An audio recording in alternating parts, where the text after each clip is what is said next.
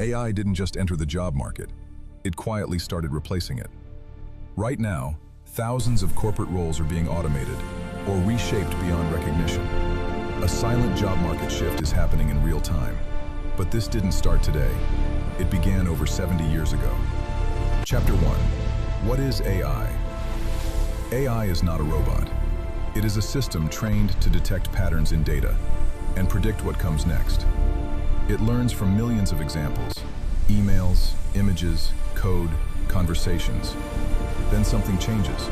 It stops following instructions and starts working in probabilities. That's why AI can now write reports, analyze spreadsheets, and automate entire workflows. Chapter 2. The invention. In 1950, Alan Turing asked a question that changed everything. Can machines imitate human intelligence so well that we can't tell the difference? This became the imitation game. Then in 1956, the Dartmouth workshop officially created artificial intelligence. But early AI failed, not because the idea was wrong, but because computing power was too weak. So for decades, AI remained theory, not reality. Chapter 3. Modern AI. Fast forward to today, AI is no longer rule-based. It is neural, adaptive, self-improving.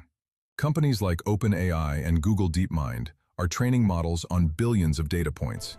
And suddenly, AI can generate code, design systems, write strategies, even simulate reasoning. This is the turning point. AI didn't just improve software, it entered enterprise systems. Chapter 4. Replacement reality. Let's be precise. AI is not replacing entire careers. It is replacing repeatable tasks. Data entry, basic accounting, junior analysis, admin coordination, entry-level coding support. Companies aren't firing people because of AI. They are realizing many tasks were never efficient to begin with. Now new roles are emerging.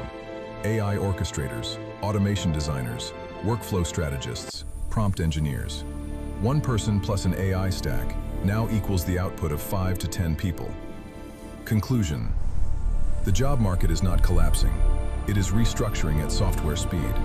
So the real question is not, will AI take your job? The real question is, when every company becomes AI-powered, what makes a human truly indispensable?